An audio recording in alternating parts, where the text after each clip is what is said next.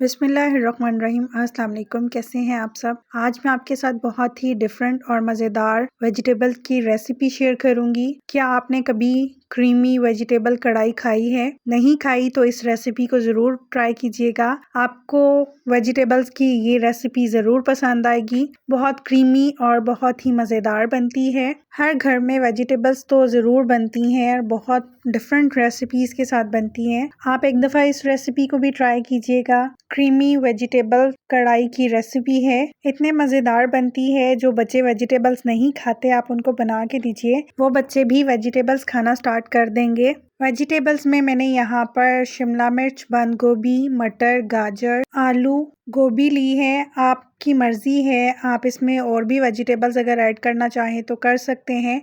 अपनी मर्ज़ी की जो भी वेजिटेबल्स आप डालना चाहें डाल सकते हैं। वेजिटेबल्स को मैं पहले हाफ कप ऑयल में फ्राई कर लूँगी 3 से 4 मिनट के लिए। वेजिटेबल्स को फ्राई करके मैं निकाल लूँगी। इस स्टेज पे मैं यहाँ पर शिमला मिर्च और बंद गोभी नहीं डाल रही हूँ। शिमला मिर्च और बंद गोभी लास्ट में डालेंगे। वेजिटेबल्स जब थोड़ी सी फ्राई हो जाएंगी, सॉफ्ट होने की कंडीशन में आना स्टार्ट हो जाएंगी, तो मैं वेजिटेबल्स को निकाल लूँगी ऑयल में से। ये वाला स्टेप करने से वेजिटेबल्स बहुत ही जल्दी सॉफ्ट होती हैं, बहुत मज़ेदार बनती है। अगर आप ये वाला स्टेप स्किप करना चाहें, वेजिटेबल्स को पहले फ्राई करने वाला, तो स्किप भी कर सकते हैं। जिस ऑयल में वेजिटेबल्स फ्राई की थी उसी में मैंने एक बड़े साइज की प्याज ली है, स्लाइस में कट करके वो ऐड कर देंगे। प्याज को 3 से 4 मिनट के लिए फ्राई करेंगे। प्याज को कलर बिल्कुल नहीं देना है, डार्क कलर बिल्कुल नहीं आना चाहिए इसमें। प्याज सॉफ्ट होगी तो 1 टेबलस्पून जिंजर गार्लिक का पेस्ट ऐड कर देंगे।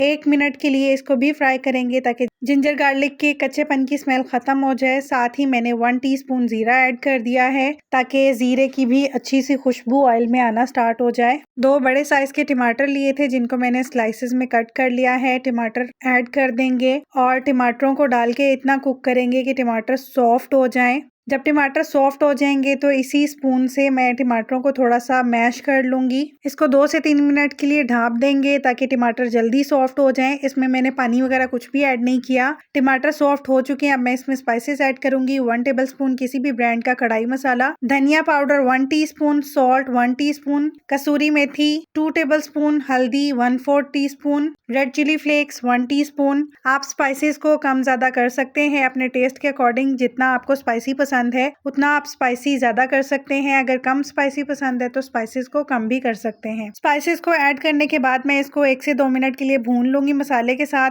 ताकि मसाला सारा अच्छे से मिक्स हो जाए। और जो वेजिटेबल्स मैंने फ्राई करके रखी थी वो इसमें ऐड कर देंगे और वेजिटेबल्स को भी मसाले के साथ मिक्स कर लेंगे ताकि स्पाइसेस सारे वेजिटेबल्स के ऊपर कोट हो जाए। और जब ये सारा कुछ अच्छे से मिक्स हो जाएगा तो हाफ कप मैंने इसमें पानी ऐड करना है और पानी ऐड करके इसको मैंने 10 मिनट के लिए ढाँप के कुक होने देंगे ताकि जो हमारी वेजिटेबल्स हैं वो अच्छे से कुक हो जाएं, इनमें कच्चापन बिल्कुल ना हो। वेजिटेबल्स में ज़्यादा पानी नहीं ऐड करेंगे क्योंकि वेजिटेबल्स अपना पानी भी छोड़ती हैं, इसलिए मैंने सिर्फ हाफ कप पानी ऐड किया है। अब मैं इसको इतना कुक करूंगी कि वेजिटेबल्स फुल कुक हो जाएं। वेजिटेबल्स को लो टू मीडियम फ्लेम पर हम कुक करेंगे, हाई फ्लेम पर कुक नहीं करेंगे वरना पानी ड्राई हो जाएगा और वेजिटेबल्स कुक नहीं होंगी। दम वाले फ्लेम पर ज़्यादातर वेजिटेबल्स को कुक की जाती हैं। जब वेजिटेबल्स फुल कुक हो जाएंगी तो मैं इसमें शिमला मिर्च और बंद गोभी ऐड कर रही हूँ, जिनको मैंने क्यूब्स में कट किया हुआ है। इनको भी अच्छे से मिक्स कर लेंगे और 2 से 3 मिनट के लिए दम वाली आंच पे मैं इनको कुक करूंगी। क्योंकि बंद गोभी और शिमला मिर्च जल्दी गल जाती है, इसलिए मैंने लास्ट में दम लगाते हुए ऐड की है। 3 टेबलस्पून दही ऐड करेंगे इसमें, इसको अच्छे से मिक्स कर लेंगे। जब सारी स्पाइसेस और दही वगैरह मिक्स हो जाएंगी तो इसमें मैंने 4 से 5 टेबलस्पून के करीब टेट्रा पैक की क्रीम ऐड करनी है। टेट्रा पैक की क्रीम ऐड करके अच्छे से मिक्स करेंगे और इसको मज़ीद 2 से 3 मिनट के लिए कुक करेंगे ताकि सारी जो वेजिटेबल्स हैं वो अच्छे से कुक हो जाएं। क्रीम डालने से वेजिटेबल्स का बहुत ही क्रीमी टेक्सचर हो जाता है, बहुत ही डिफरेंट टेस्ट हो जाता है। आप भी इस रेसिपी को एक दफ़ा मेरे कहने पर ज़रूर ट्राई कीजिएगा। न्यू और डिफरेंट रेसिपी है। आई होप आपको ये रेसिपी पसंद आई होगी। अब मैं इसको दम लगा दूंगी ताकि जो वेजिटेबल्स कच्ची हैं थोड़ी बहुत वो फुल डन हो जाए। सारी वेजिटेबल्स माशाल्लाह से कुक हो चुकी हैं। लास्ट में मैं इसमें हरा धनिया हरी मिर्चें, गरम मसाला पाउडर और क्रीम डाल के गार्निश करूँगी और 2 से 3 मिनट के लिए दम लगा देंगे। गरम-गरम चपाती और सलाद के साथ इसको सर्व करेंगे। अगर रेसिपी आपको पसंद आई हो तो लाइक कीजिएगा, फ्रेंड्स एंड फैमिली में वीडियो को शेयर कीजिएगा।